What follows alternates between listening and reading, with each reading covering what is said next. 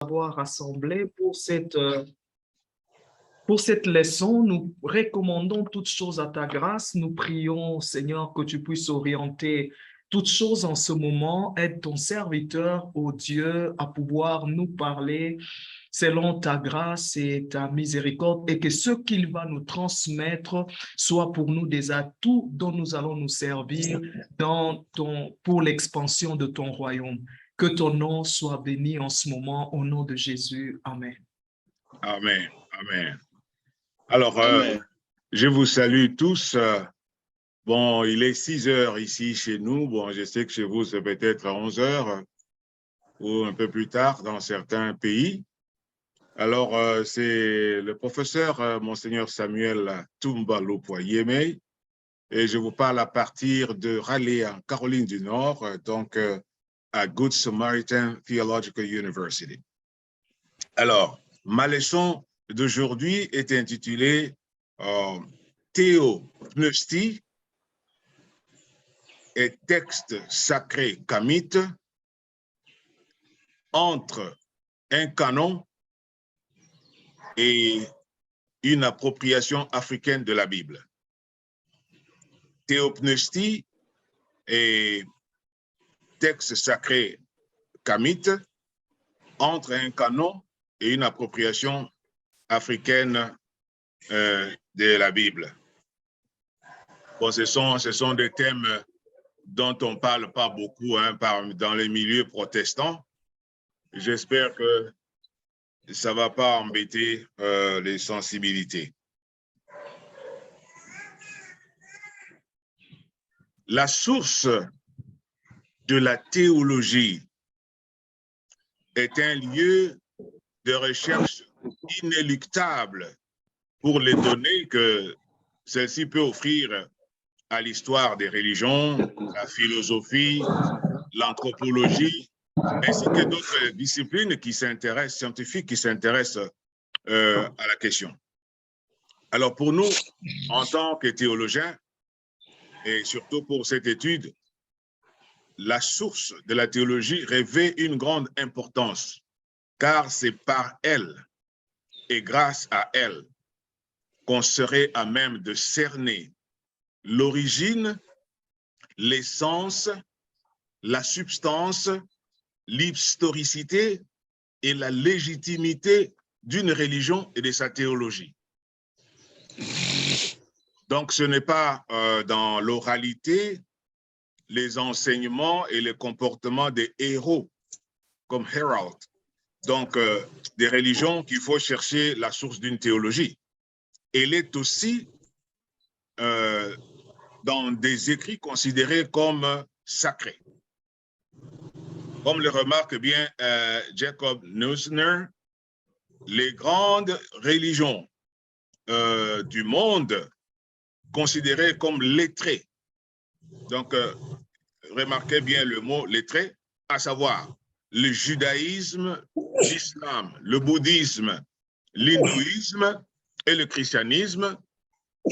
Il est dit ici en anglais, je vais le citer, all have writings that they judge to be authoritative for living the religious life, typically something about the way these texts are produced, treated, and maintained distinguishes them from other writings. Fin de citation. C'est-à-dire, donc toutes ces religions ont des écrits qui sont jugés comme autoritaires pour vivre la vie religieuse. Et typiquement, donc, la manière dont ces textes sont produits, ils sont traités et ils sont maintenus, les distinguent des autres textes que nous connaissons. Donc, en effet, le judaïsme a pour texte la Torah, l'islam, le Coran, le bouddhisme, le Lotus Sutra, qui est l'un des textes possibles du bouddhisme, et l'hindouisme, le Rig Veda, donc, et le christianisme, le Nouveau Testament. Bon, on va me dire qu'il y a l'Ancien Testament et le Nouveau. Bon, normalement, l'Ancien Testament, c'est pour les Juifs. Donc, le Nouveau Testament, c'est ça vraiment le texte qui est chrétien. Mais comme c'est l'Église est judéo-chrétienne, alors on utilise les deux en tant que Bible, c'est l'Église qui a fait ce canon. Donc, l'on remarque aussi que chacune de ces religions représenterait différents peuples du monde. On voit par exemple le judaïsme, c'est pour les Juifs, pas forcément pour les Hébreux, l'islam pour les Arabes et les Perses, le bouddhisme et l'hindouisme pour l'Inde, ainsi de suite. Donc, bien qu'allusion soit faite à l'ancienne Égypte dans bien d'ouvrages d'histoire et des religions, d'histoire des religions, et ceux traitant des textes sacrés, l'Afrique ne semble pas être associée à un canon de textes communs, uniques, qui soient sacrés, uniques, qui fassent unanimité et autorité. Et c'est la raison pour laquelle ceux qui rejetaient l'idée de l'africanisation de la théologie dans le débat des principes à Kinshasa en 1960 avaient-ils soutenu que la théologie africaine était impensable. La religion africaine était considérée comme analphabète, alors que chaque grande civilisation a son épine dorsale spirituelle. L'on comprend bien les propos condescendants du professeur Herbert Kane sur l'Afrique dans son ouvrage intitulé Understanding Christian Missions, dans lequel il dit, je le cite, « But Africa is the heartland of animism, and the people there know nothing else until the coming of Islam and Christianity. Animism has no books and no temples, nor has it produced any great leaders, thinkers, or scholars. » C'est-à-dire, l'Afrique, c'est le terrain de prédilection de l'animisme. Alors, les gens là-bas ne connaissent rien. Ils ne connaissaient rien d'autre jusqu'à ce que l'islam et le christianisme soient arrivés. Donc, c'est-à-dire, avant ces religions-là, nous étions tabula rasa, on ne connaissait absolument rien. Et l'animisme n'a pas de livres, n'a pas de temple, donc n'a produit ni des leaders, ni des penseurs, ou ni des savants. Alors, l'écho de cette réduction anthropologique de l'Afrique a retenti aussi dans une déclaration de l'ancien président français Nicolas Sarkozy à Dakar. Dans un discours, il a dit « L'Afrique n'est pas encore entrée dans l'histoire ». Fin de citation. Alors, pour moi, il avait raison parce que l'Afrique ne pouvait pas entrer dans l'histoire humaine qu'elle a commencée. L'Afrique n'avait aucune considération ou dignité devant l'envahisseur occidental. La Libye de l'analphabétisme religieux et l'inculture des Africains fut à la base de la présupposition idéologique de la tabula rasa, c'est-à-dire table rase, dans la tâche missionnaire occidentale, celle de la civilisation des sauvages et incultes. Incultes car n'ayant aucun écrit sur leur passé, leurs idées, leurs artefacts, leurs productions, leurs réalisations. Pourtant, les Africains, au travers des Égyptiens et des Nubiens, constituent le premier peuple au monde à avoir rédigé, traité et conservé des textes sacrés. Parlant des textes sacrés, qu'en savons-nous à ce jour? Il convient de signaler de prime abord que chaque religion lettrée possède ses textes sacrés. Ce faisant, elle a sa gamme de littérature sur ces textes. Mais d'une manière générale, les recherches sur les textes sacrés sont faites sur différents fonds. Histoire des religions, études comparées des religions, théologie, exégèse, linguistique, archéologie, et j'en passe. Philosophie même, égyptologie, voilà. Parmi les différentes théories à ce sujet, qui sont du reste complémentaires, 3 nous intéressent dans cette étude. La première est celle de Nina Smart, Richard Hurt, et puis la deuxième est celle de Andrew Wilson, et la troisième est celle de Jacob Neusner.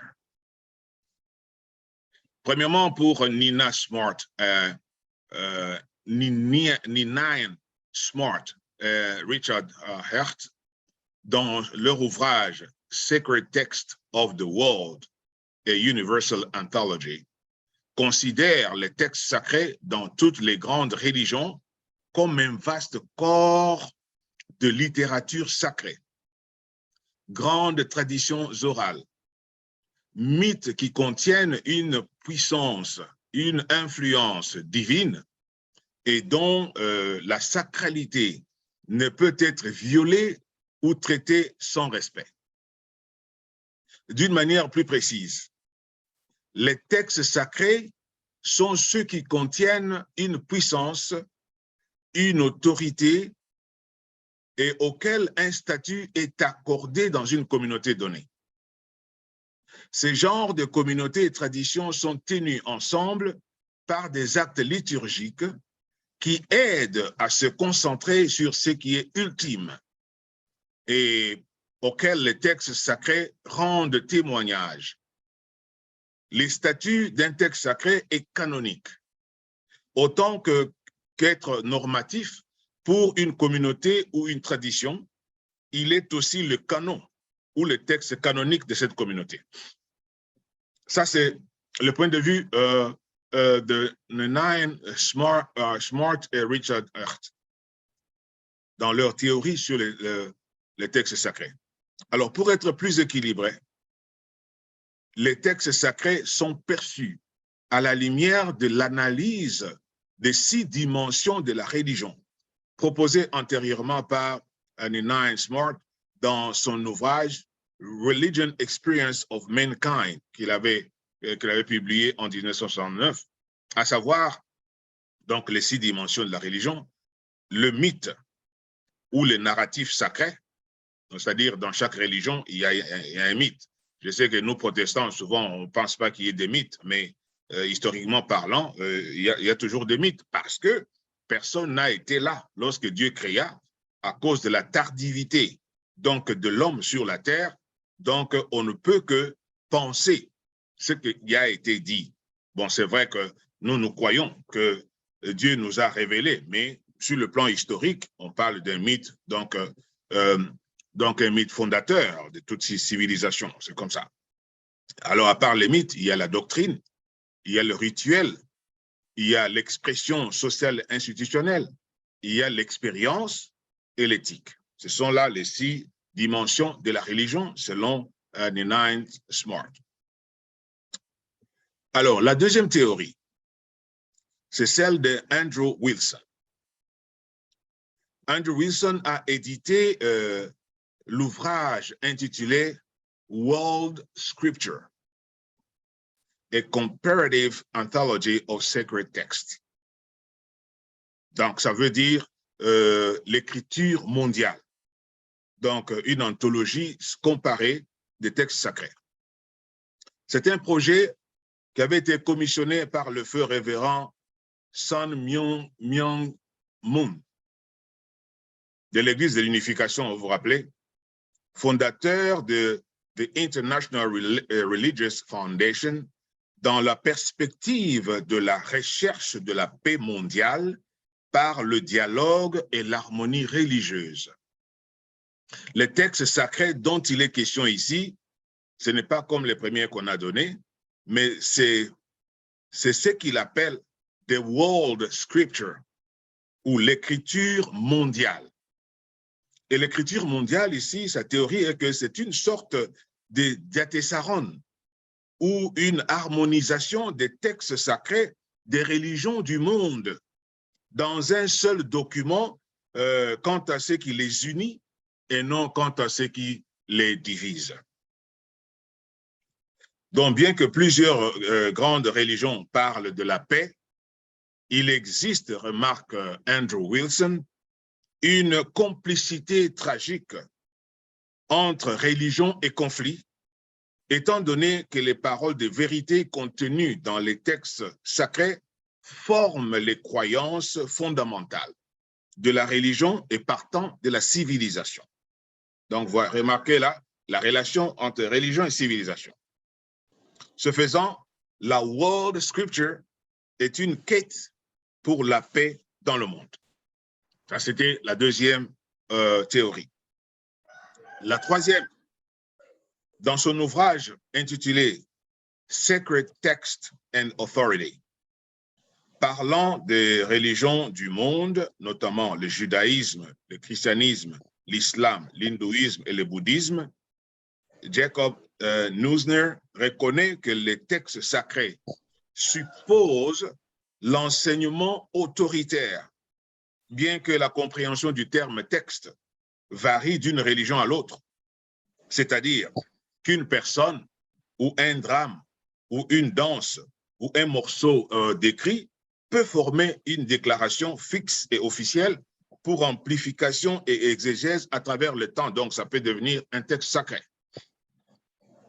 Les textes sacrés, donc, prétendent ou sont considérés par leurs dévotes d'aller au-delà de l'histoire, d'avoir une source surhumaine, de contenir des enseignements vrais, dont les textes sacrés n'existent pas seulement pour une période de temps ou pour une génération. Ce sont des textes qui ont de l'autorité et de la considération, donc d'une manière indéterminée à travers le temps. Donc, ce sont des textes qui donnent donc des vérités sur Dieu. All right. Alors là, ce sont les différentes propositions qui ont été données, donc les thèses qui ont été données ou les théories qui ont été données. Alors maintenant, qu'est-ce que moi je fais? Ce que moi je fais, c'est que j'essaie de voir. Ces trois théories résument à ce jour, d'après les informations à notre disposition, ce que l'on peut comprendre des textes sacrés. Alors, la première vient d'une anthologie des textes sacrés des religions du monde qui s'étendent jusqu'au shintoïsme, au zoroastrisme, au sikhisme, au taoïsme, etc. La deuxième est de nature géopolitique et stratégique, parce que rappelez-vous, ça parle d'une quête de la paix dans le monde à travers le dialogue et l'harmonie religieuse. Donc, elle est de nature géopolitique et géostratégique dans la recherche de la paix dans le monde. Et la troisième se limite à parler des textes sacrés de 5 grandes religions du monde, le judaïsme, le christianisme, l'islam, l'hindouisme et le bouddhisme.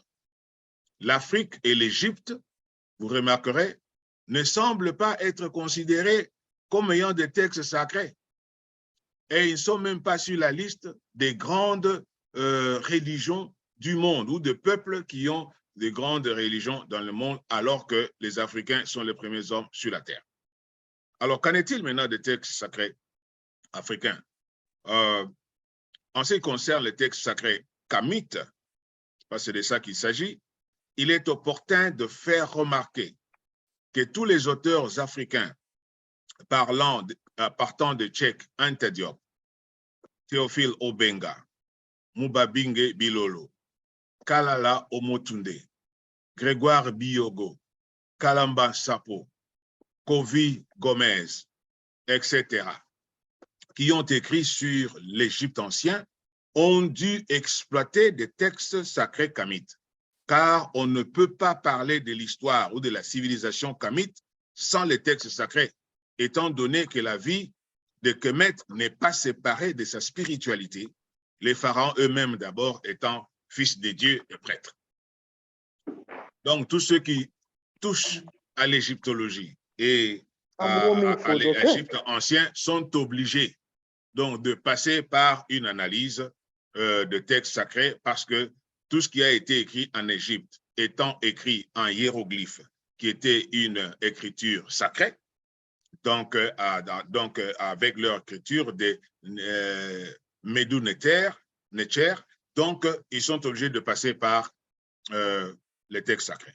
Alors, quant au texte sacré Kamit proprement dit, dans son livre intitulé Egyptian Mythology, A Guide to the Gods, Goddesses and Tradition of Ancient Egypt,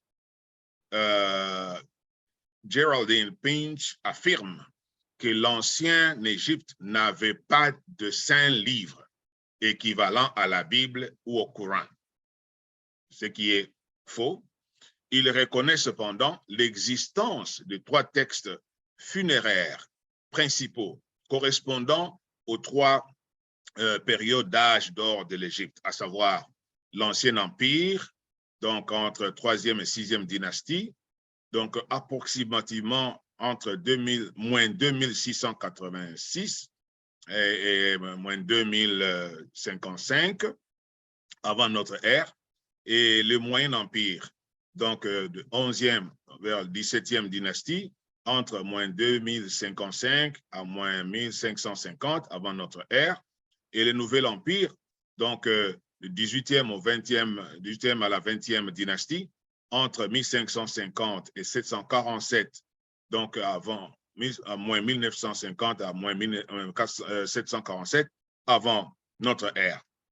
Les textes des pyramides pendant l'Ancien Empire, les textes des sarcophages pendant le Moyen Empire et les textes du sous-monde, comme on appelait Underworld Books, et les livres des morts ou de la sortie le jour pour le Nouvel Empire. Les livres des pyramides sont le plus ancien des 3 collections principales de la littérature funéraire. Ils ont parmi les écrits religieux les plus anciens. Ils sont parmi les écrits religieux les plus anciens dans le monde. Donc, dans l'histoire du monde, le premier livre religieux considéré comme sacré, c'est les livres des pyramides des Égyptiens, historiquement parlant. Alors, cette répartition des textes sacrés principaux égyptiens selon les empires est aussi partagée par le professeur Kaba Ayawata Kamene dans son ouvrage Spirituality Before Religions. Spirituality is unseen science, science is seen spirituality. Bien que, qu'est-ce que je veux dire? Il dit que la spiritualité avant les religions. La spiritualité est une science invisible, ou qui n'est pas vue. Et la science est une spiritualité qui est vue. C'est ça l'intitulé de son ouvrage. Bien qu'il ajoute le texte de Memphis, donc à l'Ancien Empire, les Amdouat et la scène du jugement, les 42 affirmations de la Mahat et le texte d'Aton au Nouvel Empire. Donc, mais il confirme aussi que les textes sacrés sont sortis en fonction aussi de différentes périodes de l'histoire de l'Égypte. Donc, l'Ancien Empire, il y a certains textes qui sont sortis pendant l'Ancien Empire, comme le texte de pyramide, et puis Moyen Empire, c'est le texte des sarcophages, et puis Nouvel Empire, c'est le texte, donc les livres de mort ou les livres de la sortie le jour. Donc, c'est comme ça que cela s'est fait. Alors, la datation des 3 empires diffère à celle de Géraldine. Alors, pour lui, donc, l'ancien empire de Kushite-Kemet est allé de la 1re à la 6e dynastie, donc entre moins 4245 et moins 2064 avant notre ère. Et le Nouvel Empire, donc de Kemet, entre 11e et 12e dynastie, donc de moins 2065 à 1784 de notre ère, avant notre ère. Et le Nouvel Empire de Kemet, du 18e à la 19e dynastie, donc entre moins 1554 et 1070 avant notre ère. Donc à peu près la 6e dynastie couchite de Napatan, donc qui est correspondante à la 25e dynastie, donc entre 760 à moins 525 avant notre ère. Donc les textes en vigueur étaient, selon le professeur Khamenei, donc c'était la pierre de Shabaka. Ce sont des gravures, des gravures qui sont nées d'où est née la théologie memphite, la théologie de Memphis.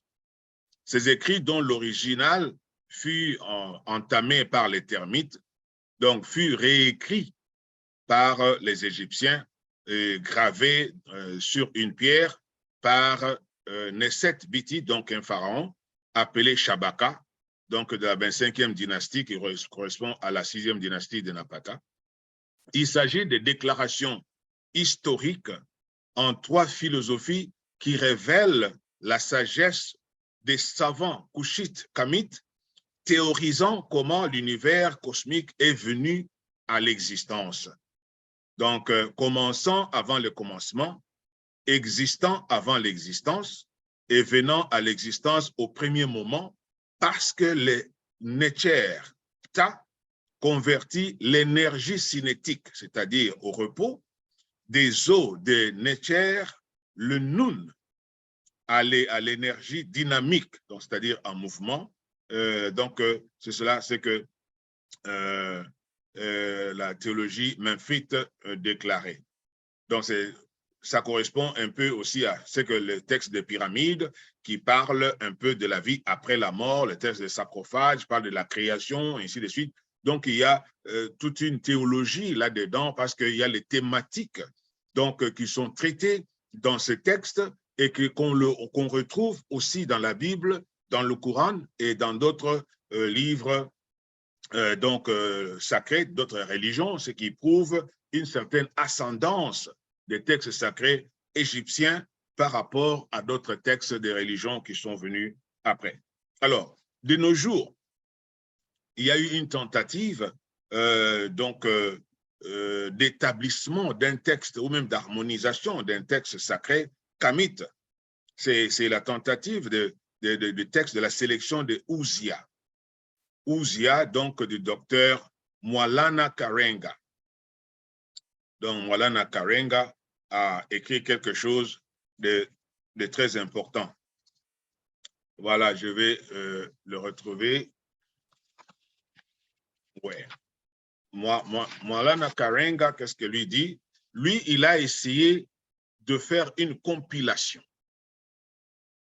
Donc, d'une sélection de plusieurs livres sacrés, de toute la littérature sacrée égyptienne de tous les temps, pour essayer de mettre cela dans un texte commun. Alors, il dit que le Ouzia est très, très vital pour la récréation ou la refondation de la spiritualité égyptienne et kamite, c'est-à-dire donc africaine. Alors, pourquoi Ouzia? Il a appelé ça Ouzia. C'est pris de l'ancien égyptien, dans la langue, donc des mots de la langue égyptienne qui signifient deux pouvoirs ou deux puissances donc divines à travers lesquelles Ra, donc les dieux Ra, Ptah, avait créé le monde. Par exemple, il dit comme ça s'appelle Huzia, c'est H-U-S-I-A, donc ça se compose en deux, H-U qui est le Hu, donc qui veut dire une, comment dire, une déclaration autoritaire, authoritative utterance. Donc, c'est une déclaration autoritaire. Et Sia, S-I-A, donc une, comment on peut dire, exceptional insight. Comment on dit ça, maman Elise? Insight, encore en français, c'est quoi? Donc une compréhension, une guidance exceptionnelle. Je peux dire ça comme ça. Par conséquent, donc, il les a mis ensemble pour exprimer le concept d'une déclaration ou d'une révélation autoritaire avec une compréhension ou une lumière exceptionnelle donc à la morale et donc au règne spirituel et, en donnant leur caractère divin donc dans la théologie de l'ancien Égypte. Donc Uzziah donc apparaît comme un titre vraiment interpellateur et propre pour le texte donc sacré égyptien. Cela est vraiment intéressant. Alors, il a divisé ce texte en 7 sections. Et dans ces sections, nous avons des livres qui parlent de la création, nous avons des livres qui parlent des prières, nous avons des livres qui parlent de louanges sacrées et des livres qui parlent donc du narratif moral et des livres qui parlent des instructions sages, de sagesse, et des livres qui parlent de la contemplation, et des livres qui parlent de déclaration des vertus, et des livres qui parlent de la résurrection comme celle des rats, comme Dieu rat, donc la résurrection de tout le monde comme rat. Donc c'est ainsi que, comme il n'y avait pas un texte sacré unique, donc il a fait cette collection à partir de plusieurs sources pour essayer d'imposer un certain ordre et lui donner un nom. Alors, vous comprenez que avec tout ce que la falsification que nous avons vécue dans l'éducation que nous avons eue dans l'histoire de l'Afrique par une philosophie de l'histoire et une philosophie de l'éducation prédatrice et aussi impérialiste de l'Occident. Donc, ça m'amène non seulement à considérer les efforts déjà faits par mes prédécesseurs kamites ou autres depuis Cheikh Anta Diop, les Théophile Obenga et les autres, dans les perspectives assez diverses, parce qu'ils avaient fait des travaux, mais ils ont des orientations tout à fait diverses. Par exemple, il y en a qui ont fait des travaux sur le plan historique, comme Cheikh Anta Diop, l'histoire, et puis la linguistique, et la philosophie et tout ça, quand il a fait son livre en 1954, Nation, nègre, culture. Et puis, il y en a qui ont fait dans la perspective philosophique, comme Théophile Obenga, comme Biyogo, et comme Mubabinge, Bilolo, et dans linguistique aussi, avec Bilolo, il a fait la linguistique et les autres. Et puis, sur le plan archéologique, les autres ont fait. Sur le plan philologique, je crois que Biyogo aussi a beaucoup fait dans ce cadre de la linguistique et la philologie. Sur le plan de la cosmothéologie, comme Mubabinge et Bilolo, pour aborder dans un élan interdisciplinaire, là il s'agit de mon étude, une analyse théologique et systématique en tentant de découvrir les sources authentiques et légitimes de la théologie que j'appelle kamite, qui pourrait s'appeler théologie africaine. Pourquoi, lorsqu'on parle de la théologie africaine, c'est classé pour nous les systématiciens parmi les théologies qu'on appelle contextuelles. Et ici, les théologies contextuelles sont différentes des théologies contextuelles de professeur Ligunda. Et donc, les théologies contextuelles sont les théologies situationnelles. Donc, ils sont partis de certaines situations, soit des souffrances, de ceci, de cela, et on a essayé de théologiser, comme la théologie de la libération, la théologie féministe, la théologie africaine, la théologie du tiers-monde et les autres. C'est ça ce qu'on appelle théologie contextuelle, donc, du moins dans le cadre de la systématique.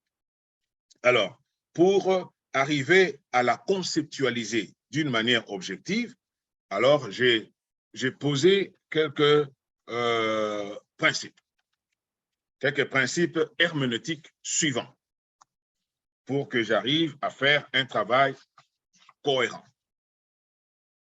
Premièrement, j'ai posé le principe de la non-réductibilité substantielle de la théologie à son étymologie grecque et à son développement chrétien.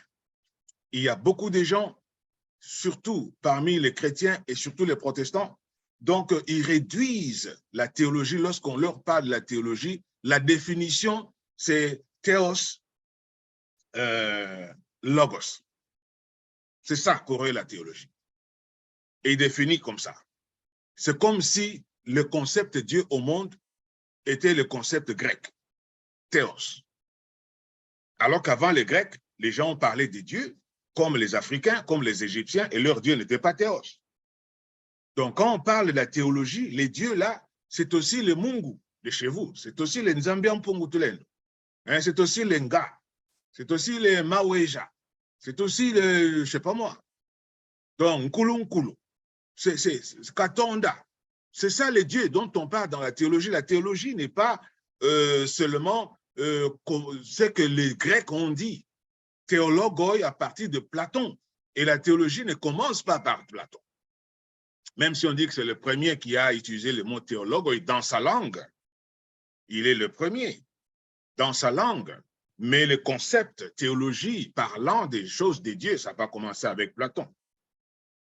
Donc la théologie, la théologie en principe, principe de la non-réductivité substantielle de la théologie, à son étymologie grecque, ce qui était appelé théologoi, donc, ou théologien dans la Grèce antique, à l'époque comme Hésiode, Homère, Orphée, furent des poètes de mythologie. Alors, en employant le terme théologue, il y a Platon, disciple d'ailleurs de prêtres égyptiens, dans le bassin du Nil. Il a été formé en Égypte, donc sous le monothéisme égyptien, mieux le mono-originisme, donc du peuple Kam, pour emprunter le terme de Bilolumba Bingé donc qui a été cité vers Kalambouran Sapo, ne faisait sûrement pas allusion aux divinités grecques. Comprenez? Le concept théologie ne saurait se réduire à la pensée grecque sur Dieu, ou même pas à la pensée chrétienne sur Dieu. La théologie ne peut exister que la théologie en tant que la théologie, avec un article défini, ne peut exister que si Dieu lui-même est le sujet. Mais si Dieu en est l'objet, il ne peut exister que plusieurs théologies. Donc, il n'y a pas une théologie qui peut penser qu'elle est absolue.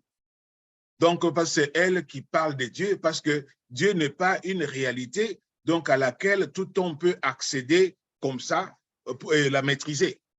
Parce que la raison est que la finitude ne peut pas étudier l'infinitude.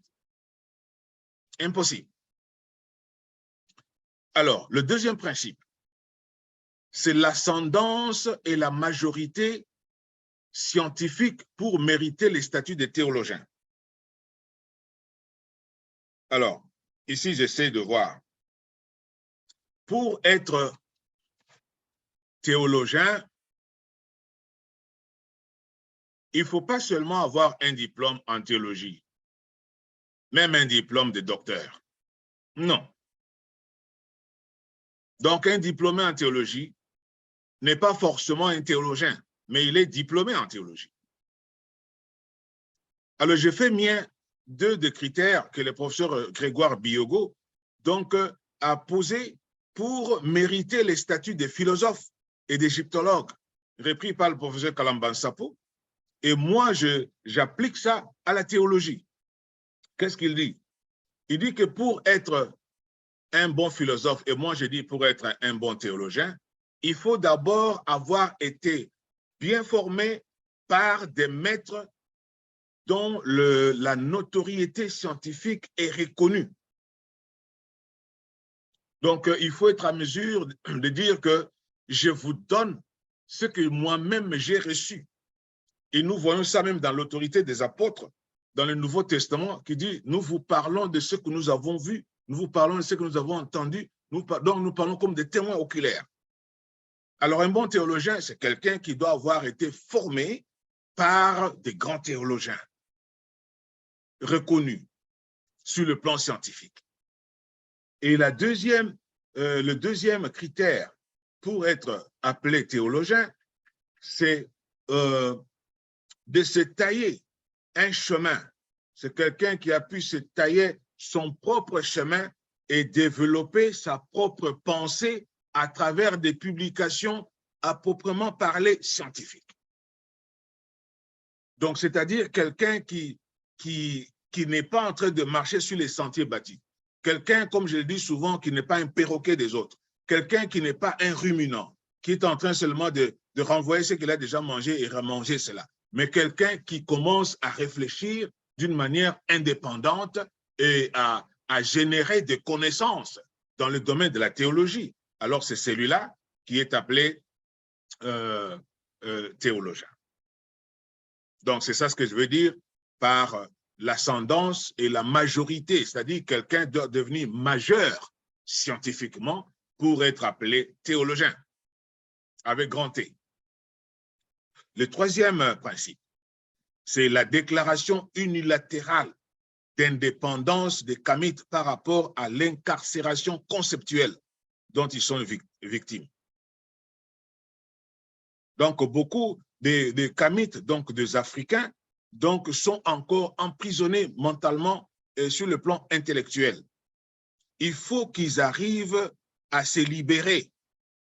Et si Dr. Asa Hilliard, qui cite Anthony Brother, entend par incarcération conceptuelle la condition mentale qui affecte les peuples des descendances africaines victimes des histoires fabriquées qu'on leur a enseignées. Ils sont souvent dans la confusion, isolés, désorientés, comme résultat de la perte de la continuité historique.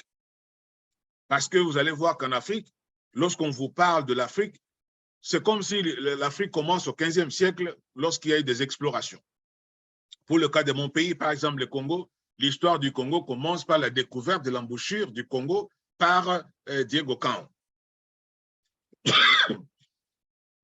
Alors que les gens du bas-fleuve, les Bayombe qui sont là-bas, à Banana et même vers Mwanda et tout ça, ils voient le fleuve, ils ont vécu avec le fleuve, ils ont pêché sur le fleuve, ils ont vu cette embouchure depuis qu'ils sont nés, leurs ancêtres ont vu cela parce qu'un Mundele est venu de, je ne sais pas moi, de l'Espagne ou du Portugal, il arrive donc à l'embouchure, donc celui qui a découvert l'embouchure, donc personne ne savait qu'il y avait une embouchure. Mais ça, c'est une fausseté. Alors, avec l'égyptologie, on voit maintenant que l'histoire de... On a reconnecté par les travaux de Cheikh Anta Diop l'histoire des Africains à partir du commencement de l'humanité. Et on voit que les premiers humains, c'était des Noirs, des Africains. Donc, ce ne sont pas des gens qui sont tombés du ciel au 15e siècle. Donc, ça, c'est une fausseté. Alors, ils sont dans la confusion. Voici comment il était cette indépendance. Or, il dit ceci, je le cite, c'est Dr. Hilliard. Free and critical minds can emerge only by a return to their source, their primary sources.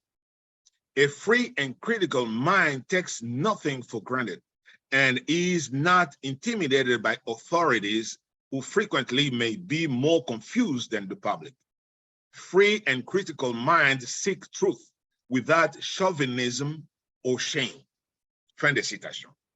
Donc, il faut avoir l'esprit libre et critique. On ne peut pas s'appeler intellectuel quand on n'est pas libre intellectuellement, quand on ne réfléchit pas d'une manière critique. Donc, cela ne peut venir pour les Africains que s'ils peuvent retourner à leur source. Ils ne doivent pas prendre leur histoire à partir de ce que les colonisateurs leur ont appris. Ils doivent retourner à leur source, aux sources premières et primales. Et c'est exactement ce qui a relancé l'Europe.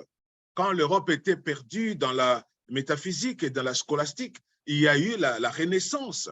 Et la Renaissance de l'Europe, ils sont retournés vers leurs sources gréco-latines.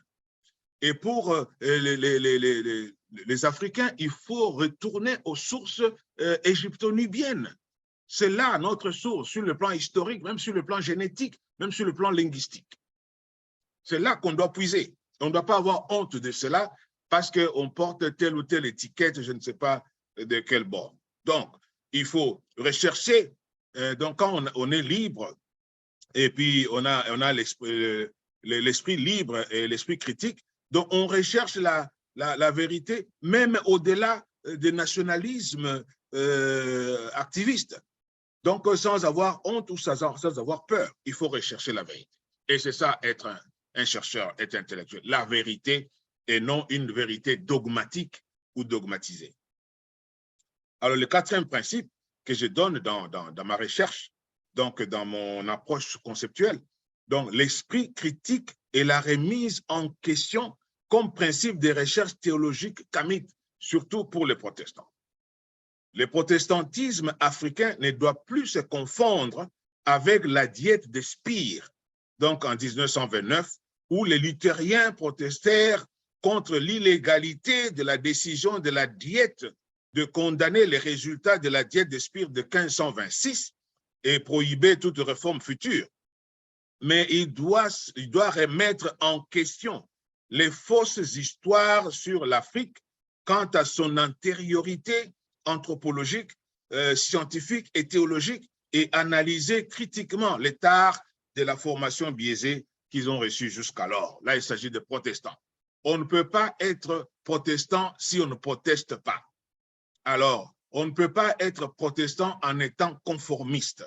L'esprit critique, c'est ça l'esprit protestant. Et cet esprit protestant et critique, c'est un esprit biblique. Par exemple, dans le chef de chrétiens de Béret. Les chrétiens de Béret étaient critiques. Ils s'empressaient à écouter la parole, mais ils examinaient la parole pour voir si c'est conforme à la vérité. C'est ça l'esprit critique. C'est dans la Bible. Il est dit même d'examiner les prophéties. Donc, être chrétien, être protestant, c'est pas être naïf. Voir comme à l'entonnoir ce que les autres disent. Non. Ou bien on peut avoir une Bible pendant plusieurs années, on ne se demande même pas qui a écrit ça. Non. Il faut être curieux scientifiquement, il faut poser des questions. Si Luther n'avait pas remis en question, c'est en quoi il avait cru, ce qu'il avait reçu comme enseignement, personne ne serait protestant aujourd'hui. On est protestant parce que quelqu'un a réfléchi sur ce qu'il connaissait, ce qu'il avait cru, et il a trouvé des failles. Et c'est pourquoi aujourd'hui, il y a un mouvement protestant qui est un mouvement purement herméneutique. Et cinquièmement, il faut la déconstruction de l'éducation reçue pour une rééducation de l'Africain. Donc, parce on s'est rendu compte qu'il y a eu beaucoup de fausseté dans ce qui nous a été communiqué comme connaissance, il faut déconstruire cela. Les théologiens ont le devoir et le pouvoir de déconstruire cela pour établir la vérité, parce que la religion a une force que personne ne peut soupçonner. La religion peut influencer et la musique, et l'art, et la sexualité, et la tradition, et donc l'intellect, et tout. Donc, la religion a une force qui touche tout homme et tout l'homme. Donc, les religieux ou les théologiens ont le pouvoir et ils ont le devoir de déconstruire cette fausse éducation qu'on a eue. Alors, maintenant, quel est le but de cette étude? Après avoir montré ce cas de théorie conceptuelle et l'orientation conceptuelle que je fais dans mon étude, le but de cette étude est de trouver est-ce que l'Afrique est réellement tabula rasa ou était tabula rasa? Est-ce que l'Afrique ou Kemet avait des textes qu'on peut considérer comme textes sacrés? Et quelle est la motivation? La motivation est de contribuer vers donc à une compréhension de la religion africaine comme n'étant pas analphabète, tel qu'on l'a caricaturé par les missionnaires africains et les explorateurs, et établir son antériorité et sa seniorité donc comme une expression hiérologique non seulement lettrée, mais théorique et pratique. Donc, par rapport à toutes les autres religions du monde. Donc, les Égyptiens-Nibiens et les civilisations égyptio-nibiennes éthiopiennes, donc étant les plus anciennes donc, dans le continent noir et dans toute l'humanité en tant que tout. Donc, il faudrait qu'on puisse essayer de vérifier cette antériorité des textes sacrés africains. Alors, pour Géraldine, par exemple, Pinch, il dit qu'en ce qui concerne les textes sacrés africains, donc ça pourra nous aider. Ça pourra nous aider, premièrement, donc dans cette lancée de ma recherche, à détruire les mensonges scientifiques sur l'animisme africain et les mensonges sur le fait que les Africains n'avaient pas d'écrit, premièrement. Et deuxièmement, c'est pour comparer les textes sacrés kamites avec la Bible et avec d'autres livres donc sacrés de l'Occident, donc dans la lumière de la théopneustie, qui est donc la discipline de l'inspiration de la parole de Dieu. Et troisièmement, démontrer que le texte sacré kamite constitue la source légitime de la théologie kamite et l'ancêtre de toutes les théologies. Alors, notre effort soutient que la théologie kamite ne doit plus être seulement une herméneutique africaine ou une réception africaine de la théologie judéo-chrétienne ou une théologie contextuelle, donc qui sort par exemple d'une situation ou d'une condition de souffrance ou de crise d'identité ou je ne sais pas, ou de frustration, comme une théologie vindicative ou syndicale, donc qui doit être considérée, mais elle doit plutôt être considérée comme la théologie primale humaine, la première théologie dans l'histoire du monde, basée sur des sources écrites, donc ces textes sacrés. Alors la théologie kamite va se révéler maintenant comme la première théologie lettrée dans l'histoire. Donc, c'est cela. Alors, pour faire cela, donc nous devons répondre à cette question de recherche. Est-ce que Kemet a déjà eu ou a eu des écrits qui peuvent être considérés comme sacrés et source de sa théologie? Ça, c'est ma question. Alors, si la réponse est oui, alors on peut poser encore d'autres questions subséquentes, à peu près deux. Y a-t-il une relation entre les textes sacrés kémites et la Bible? Et troisième question, quelles sont les conséquences d'une telle relation? Alors, nous n'avons pas intitulé notre travail comme suit théopneusie des textes et textes sacrés africains entre le canon et une appropriation de la Bible, mais plutôt théopnestie et textes sacrés kamites entre un canon et une approbation africaine de la Bible. Alors la raison, c'est laquelle? La raison, c'est parce que nous ne considérons pas l'appellation africaine, Afrique, comme étant africaine.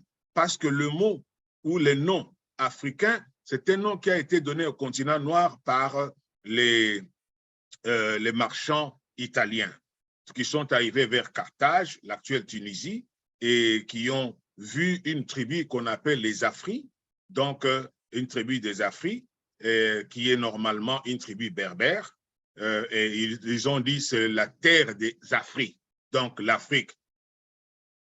Alors que, et puis on a étendu ça à toute l'Afrique, même à l'Afrique subsaharienne, qui est une Afrique tout à fait noire, parce que nous n'avons pas de lien avec ces Afriques de la Tunisie, que ce soit sur le plan historique, sur le plan génétique ou sur le plan religieux. Donc c'est pourquoi je préfère appeler Kamite, qui est le terme par lequel les Égyptiens et les Nubiens, les Soudanais, et les Noirs de cette époque-là, donc désignaient leur propre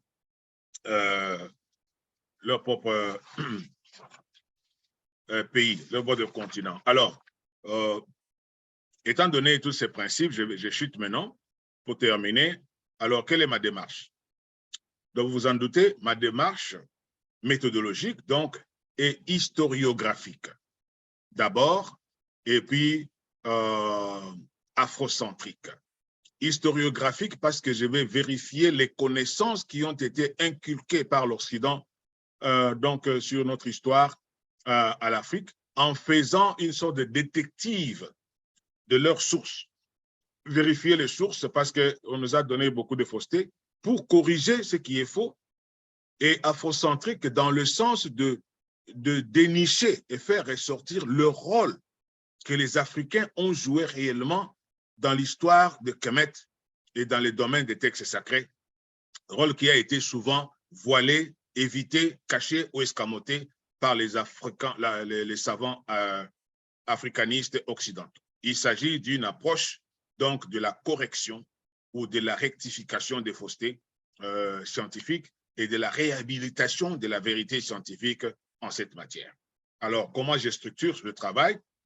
Après cette introduction générale, je vais parler pendant les 5 jours, donc définir les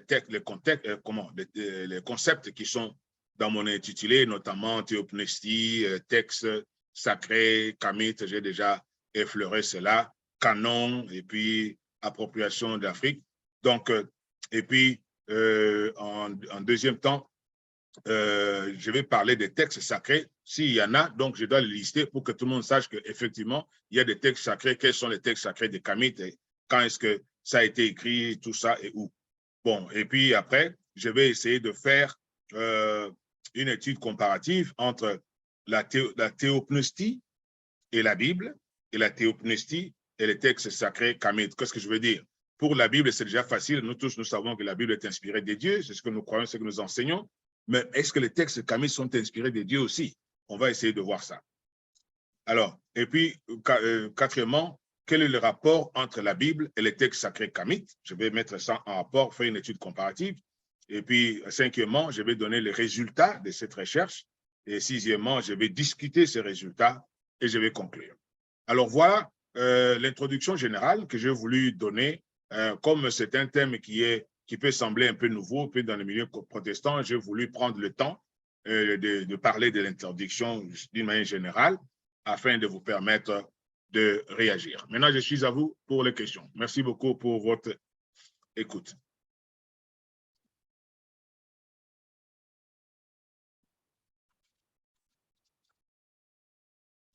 Hello.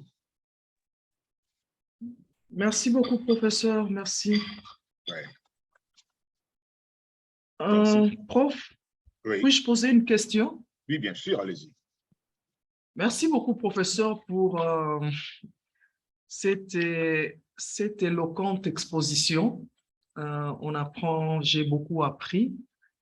Et il faut dire que c'est peut-être aujourd'hui, peut-être que je n'étais pas très attentive, peut-être dans le groupe, mais c'est aujourd'hui que j'ai quand même une clarté sur certains termes que vous utilisez généralement, comme Kamit et autres.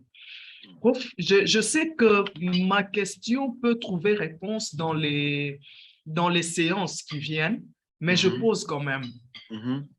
Vous avez dit au début que l'Afrique semble ne pas être associée au canon des textes sacrés. Je ne sais pas si c'est vous parlez. Moi, je pose la question dans une perspective d'une chrétienne évangélique. Je prends la Bible. Donc, l'Afrique ne semble pas avoir été associée au texte sacré qui est à la Bible. Ma question est celle-ci à ce niveau-là, prof. Est-ce que la contribution des pères de l'Église africaine, parce que nous avons appris, à moins que vous puissiez me dire le contraire, en tout cas, je vais laisser cette affirmation, nous avons appris que les pères de l'Église, qui, bon nombre, ont été des Africains, est-ce que la contribution des pères de l'Église dans le canon de la Bible aujourd'hui n'est pas une active participation de l'Afrique dans le texte sacré qui est la Bible. Moi, je me limite en tout cas au texte de la Bible. Est-ce que ce n'est pas une active participation et même une certaine... Est-ce qu'on ne peut pas considérer ça comme... je ne sais pas comment dire, est-ce qu'on ne peut pas considérer qu'ils ont pesé de leur poids, passez-moi ce terme, hein, pour qu'il y ait le canon que nous avons aujourd'hui? La deuxième question, si vous me permettez, prof, avant de poser la deuxième question, je n'aimerais pas oublier de demander si vos textes seront disponibles dans le groupe ou comment. Je souhaiterais en tout cas que les textes, si possible, soient disponibles pour pouvoir les revoir. Alors, la deuxième question, c'est celui-ci. Je suis en train de parler du travail du professeur Bilolo, à moins que je ne me trompe. C'est le professeur Bilolo qui a sorti le terme Ouzia. Oui, prof, c'est le professeur Bilolo qui est venu avec... Oui, oui. Alors, je me dis, si nous voulons considérer ce travail du professeur Bilolo... C'est Karenga, oui. Oh oui, Karenga, qui est venu avec ce terme Ouzia, qui est pratiquement un texte sacré unique pour les Africains. Je me dis, si cela doit être considéré ainsi, est-ce qu'il y aura encore chrétiens et musulmans? Est-ce qu'il y aura encore Bible? Est-ce qu'il y aura encore, comment on appelle, le Coran? Est-ce qu'il y aura encore d'autres? Est-ce qu'on va reconnaître cette différence de religion en Afrique? Ou bien pour lui, en tout cas, il n'y a pas cette différence-là. Tout le monde a une même source et tous devons nous référer à cette source-là. Je ne sais pas si je me suis fait comprendre. Merci beaucoup, professeur. Très bien, très bien. Très bien, oui, merci. Merci, maman Élise. Je réponds d'abord à la première question. Je dois préciser ici que lorsque je parle des textes sacrés, je me situe dans une considération des différentes contrées. Comme je l'ai montré dans l'exposé, le christianisme est considéré comme une religion qui est venue de l'Occident vers l'Afrique. Ça, c'est ce qu'on connaît généralement, comme il y a même un auteur qui a dit que la foi, c'est l'Europe et l'Europe, c'est la foi. Mais maintenant, la considération que j'ai faite, c'est que l'Asie a le shintoïsme, le bouddhisme, l'hindouisme. L'Europe et les États-Unis, ils ont le christianisme et tout ça. Mais maintenant, ce qu'on nous a montré jusque-là, c'est comme si l'Afrique n'a pas de religion. Vous comprenez? On a parlé seulement de l'animisme, on a dit que c'était des idolâtres, c'était des satanistes et tout ça, alors que Satan ou le diable n'existe pas dans la spiritualité africaine. Il n'y a aucune tribu en Afrique ou un peuple en Afrique dont les ancêtres ont connu Satan. Ça n'existe pas. On connaît les esprits, les mauvais esprits, mais en tout cas pas Satan. Donc, cette caricature-là était fausse. Mais maintenant, pour revenir à votre question, les pères de l'Église, qui pour la plupart étaient latinistes, ont contribué dans l'élaboration du canon de la Bible en tant que texte sacré du christianisme. Ce n'est pas de cela que je parle. Je parle des textes sacrés en général, c'est-à-dire non seulement on ne met pas l'Afrique ou l'Égypte sur la liste des religions du monde, et encore moins on ne les met pas sur, donc on ne les considère pas comme des gens qui avaient des textes sacrés. C'est de ça que je parle. Donc, je ne veux pas dire que ce que les pères de l'Église ont fait, donc africains, ou soi-disant africains ont fait, n'était pas considéré dans l'élaboration du canon, non. Ils ont fait un grand travail pour le canon de la Bible. Mais lorsqu'on considère maintenant différentes religions du monde, on se rend compte qu'on n'a pas considéré que l'Afrique est une religion et encore moins des textes sacrés. Alors, c'est la recherche que j'ai faite pour trouver ce qu'il y avait des textes sacrés ou pas. Et je suis en train de me rendre compte qu'il y en avait beaucoup. Il y a même Karega qui essaie d'harmoniser pour faire sortir cela. Et cela se recoupe maintenant avec votre deuxième question. Ce que Karega a fait comme travail, c'est seulement une restitution de l'histoire pour montrer qu'effectivement, les Africains avaient des textes qu'ils considéraient comme sacrés. Parce que les textes sacrés sont sacrés pour une communauté bien déterminée. Ils peuvent ne pas être sacrés pour les autres. C'est ainsi que la Bible n'est pas sacrée pour les musulmans. Le Coran n'est pas sacré pour les chrétiens. Le Lotus Sutra n'est pas sacré pour les chrétiens. Donc, chaque communauté donne un statut à certains écrits qu'ils considèrent comme sacrés, peut-être de par leur origine divine ou leur inspiration ou quelque chose comme ça, ils ont leurs critères.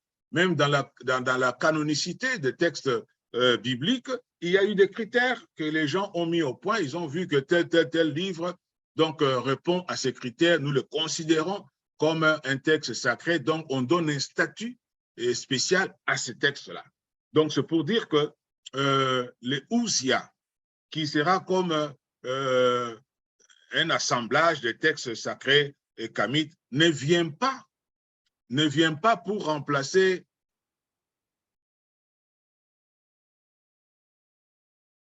ne vient pas pour remplacer les autres religions, par exemple le christianisme ou l'islam ou les autres. Ça ne vient pas remplacer cela, mais ça vient restituer l'histoire pour montrer que les Africains avaient des textes sacrés. Mais maintenant, dans mes recherches, je suis en train de me rendre compte que ces textes sacrés-là ont influencé ou même inspiré les autres textes sacrés qui sont venus après dans le christianisme, comme dans l'islam, comme dans le bouddhisme, comme dans l'hindouisme, parce que les premières personnes à penser Dieu, à parler Dieu, c'était les Africains, les Égyptiens. Et il y a des preuves que tous ces textes sacrés qui sont venus après ont puisé dans les textes sacrés égyptiens, ce que je vais démontrer pendant la semaine. Mais cela ne va pas remplacer, cela ne veut pas dire que, comme maintenant, on a reconnu que oui, les Africains avaient aussi des textes sacrés, maintenant fini le christianisme, fini l'islam. C'est pas ça. C'est pas ça l'objectif. Donc, même c'est pas ça l'objectif même de docteur Moalana Karenga. Lui, il veut seulement restituer l'histoire parce que l'histoire a été voilée, a été cachée, a été escamotée. On ne voulait pas en parler parce que les gens ont colonisé les Noirs. Donc, le Noir ne peut pas être présenté comme quelqu'un qui était capable d'avoir inventé l'écriture, la science, la littérature, la théologie et la technologie et tout ça. Ils ne voulaient pas qu'on en parle parce qu'on considérait les Noirs comme un sous-homme. Alors, le Noir que nous ne sommes pas des sous-hommes. Et nous voulons montrer que non, ce n'est pas vrai. C'est nous qui sommes à la base de la science. Il a commencé en Afrique. C'est nous qui sommes à la base de la théologie. C'est nous qui, les premiers, avons eu le concept de Dieu. C'est nous qui avons prié les premiers. C'est nous qui avons pensé à la vie éternelle, au salut, à l'éthique, à toutes ces choses. Ça vient de l'Afrique.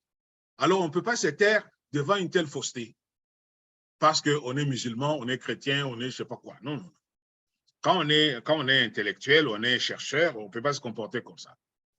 Vous pouvez garder votre foi, mais vous pouvez dire la vérité scientifique. C'est exactement ce que je suis en train de faire. Donc, j'espère que j'ai répondu. Bon, il y aura, quand je vais terminer à étoffer tous les textes seront sur la plateforme, bien sûr. Ça, vous devez être sûr. Je ne sais pas si j'ai répondu à votre question. Est-ce qu'il y a une autre question? Oui, prof. Oui. Trésor. Oui, Trésor. Il y a une préoccupation. Oui. J'ai compris que je peux situer votre réflexion dans le cadre des théologies des religions. OK. Maintenant, je voudrais savoir si la religion africaine, il y avait une dimension missionnaire. La dimension missionnaire de la religion égyptienne. OK. OK. Ça, c'est une très bonne question. Il faut d'abord reconnaître que dans le temps, donc à partir du néolithique supérieur, donc l'Égypte et l'hégémonie égyptienne avaient dominé toute la Méditerranée et oui, jusqu'au Danube. Donc sur le plan politique, sur le plan scientifique, sur le plan technologique. Et puis, je peux peut-être parler d'une sorte de prosélytisme et non d'une dimension missionnaire. Donc, une mission dans le sens de prosélytisme, parce que vous voyez qu'il y avait les Grecs, comme les Grecs qui venaient, les gens d'Athènes, et les Italiens qui venaient de Ionie, qui venaient là-bas et qui apprenaient auprès des Égyptiens et qui rentraient chez eux. Et c'est ainsi que tous les mystères égyptiens ont été non seulement étudiés, mais copiés par les gens comme les Aristote et les autres, les Platon, les Thalès, qui est considéré comme le premier philosophe grec, mais lui-même était élève en Égypte.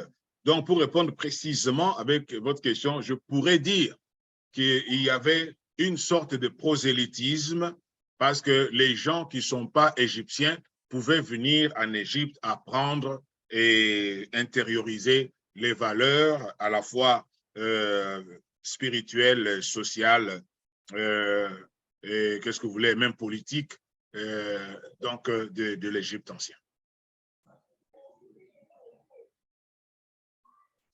Merci, professeur. Ah, vous en prie. Une autre question? Oui. Je me demande quel est l'apport de votre exposé sur la vie de l'Église. Comme c'est la spiritualité, c'est la théologie, mais comment l'action peut contribuer à l'enracinement de la foi contextualisée africaine? Ouais. Pour l'Église, je crois que ma recherche va aider d'abord les théologiens à comprendre d'où nous venons et à comprendre aussi que la Bible ne doit plus être considérée comme un revolver ou comme un livre étranger qui est venu seulement nous coloniser, nous mater, mais c'est notre livre à nous. Parce que je vais démontrer pendant la semaine que beaucoup de textes bibliques sont venus de l'Afrique et avec des preuves historiques.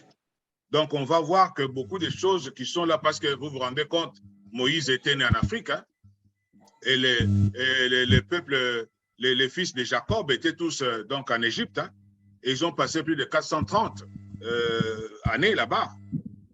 Alors, ils étaient égyptianisés tous, sur le plan politique, sur le plan théologique, sur le plan spirituel, tous ces gens-là. Alors, c'est tout à fait normal qu'on trouve beaucoup de choses que Moïse, dont la Bible dit qu'il avait été instruit dans toute la sagesse égyptienne, la Bible le dit. Donc, il connaissait bien la sagesse égyptienne parce qu'il a fait 43 ans dans le palais de Pharaon, là où il était informé comme une élite. Donc, la plupart de beaucoup de choses qu'il aurait écrites sont venues de l'Égypte. Et la plupart des choses que le peuple appelé peuple d'Israël, c'est qu'on va essayer de discuter pour voir vraiment si c'est le peuple d'Israël. Alors, a été, comment je veux dire, ils ont passé beaucoup de temps en Égypte. Alors, c'est important. Abraham lui-même était en Égypte. Donc, c'est pour dire que toute l'histoire d'Israël est en train de se passer à partir de l'Égypte. Donc, ce que ça va donner comme influence dans l'Église, c'est que l'Église peut avoir la paix. Parce que les églises sont dans la confusion, surtout nous les théologiens, on se demande, mais qu'est-ce qui s'est passé? Peut-être on ne parle pas parce qu'on ne veut pas perdre son poste dans l'église, ou bien on va penser que tu as dévié ou tu deviens hérétique et tout ça. Il faut rester dans la dogmatique de la dénomination. Mais maintenant, sur le plan intellectuel, les théologiens africains vont comprendre l'histoire. Ils vont comprendre en tant qu'Africains que les Africains avaient des textes sacrés. Et du moment que ces textes sacrés ont influencé les textes sacrés que nous avons, alors nous pouvons être fiers que nous avons contribué aussi à l'économie du salut. Tenez, la notion de la vie éternelle.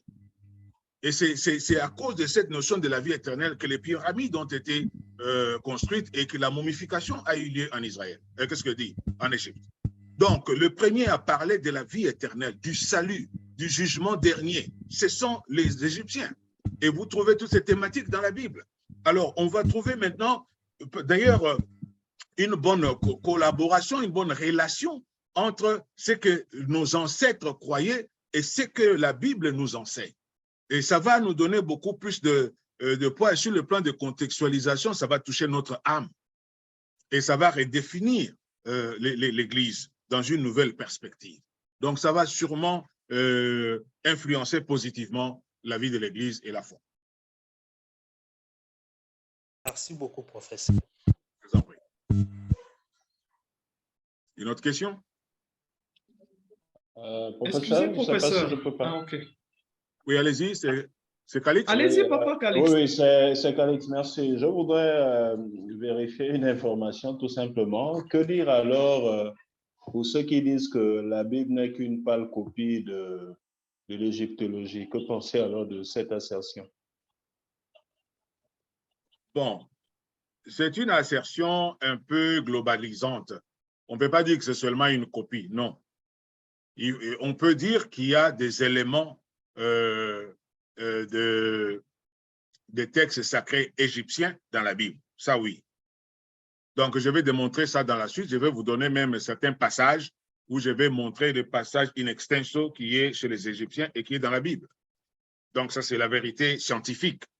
Donc, on doit avoir le courage de le reconnaître parce que c'est prouvé, mais globaliser que toute la Bible, c'est une copie, non. Ça, ce n'est pas vrai parce que vous voyez que la Bible même a été, tailored. On a sectionné cela, on a arrangé. Il y a même des livres qui n'ont pas été acceptés, les pseudepigraphes, les apocryphes, les ceci, et puis finalement, on a repris certains livres qu'on a considéré que ça pouvait édifier la foi donc de l'Église qui avait fait ce travail.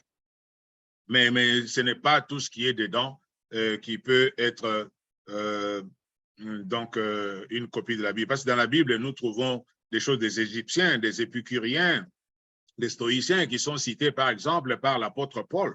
Ce n'est pas forcément l'Égypte. Donc nous trouvons beaucoup d'autres choses qui ne sont pas de l'Égypte. Donc je ne suis pas d'accord avec cette globalisation, mais il y a une part de vérité dans cela. OK, merci. Excusez, professeur, c'est Élise. Je pourrais poser une dernière question. Ma dernière question. Oui, Élise. Oui, professeur, je voulais poser, je dis merci au révérend Trésor, je ne sais pas s'il est révérend, au révérend Trésor pour la question qu'il venait de poser tout à l'heure. J'ai pensé à la poser, mais je me suis dit, je vous laisse parler, peut-être que je vais découvrir la réponse dans la semaine. Professeur, là, vous êtes en train de parler, disons-les, aux théologiens. Vous êtes en train de parler aux théologiens, mais quel est l'impact de votre recherche dans la vie de l'Église? Oui, parce que je sais que les théologiens, nous travaillons pour pouvoir, notre théologie est, en anglais on dit, non, en français on dit ecclésiale, ou ecclésiologique, oui, nous ramenons cela, nous travaillons en fait, nous faisons de recherches pour pouvoir appliquer cela d'une manière ou d'une autre au niveau de l'Église, mais je me pose la question, quand je vous ai entendu expliquer tout ce que vous étiez en train d'expliquer, je vous vois devant, à la chaire d'une église. Comment allez-vous aborder de tels sujets dans une église, devant les membres d'une église? Merci, professeur. Oui, merci beaucoup. Bon, c'est simple. Du moment qu'on est chrétien, à l'église, on prêche à partir de la Bible. Mais avec cette recherche, on aura une compréhension assez élargie de la Bible. Mais quand on doit prêcher, et si on est dans une dénomination quelconque, on doit toujours respecter la dogmatique de sa dénomination. Et quand on prêche sur ce qu'on croit. Mais on a une compréhension, beaucoup en tant que théologien maintenant, une compréhension plus large de la Bible, plus actuelle et plus objective de la Bible. Alors, ça peut aussi influencer la vie de l'Église dans le sens que pour les églises, par exemple, africaines, c'est une joie de voir que l'Égypte n'est pas seulement un endroit où il y a eu esclavage, mais c'est un endroit où Jésus, par exemple, le Fils de Dieu, était en refuge. Vous comprenez? C'est un endroit où le père de la foi, Abraham, est venu dans une situation de la famine et il a été accueilli en Égypte Et même le roi, là, donc le pharaon, Dieu lui a parlé. C'est pourquoi il n'a pas pris Sarah. Et il a montré de l'humanisme, malgré que Abraham l'avait menti, mais il lui a donné des biens, des vaches, des serviteurs et beaucoup de biens. Il est sorti riche de l'Égypte. Alors, c'est une fierté pour l'Afrique. Et voir, par exemple, que tout le peuple d'Israël était venu donc dans une situation de disette en Afrique.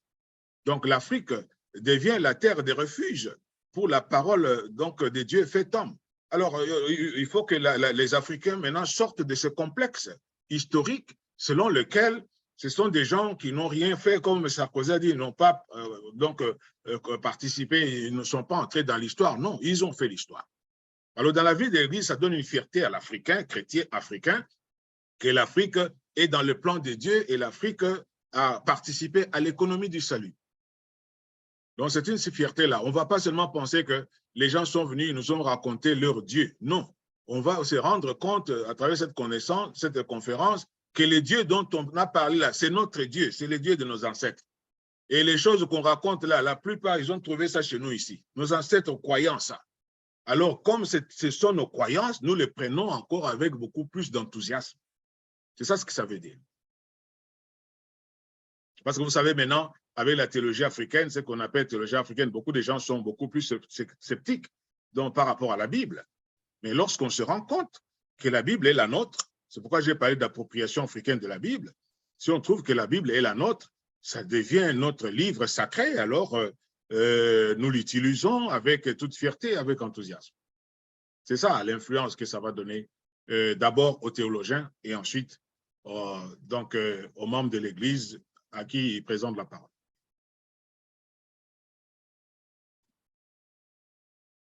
Est-ce qu'il y a une autre question?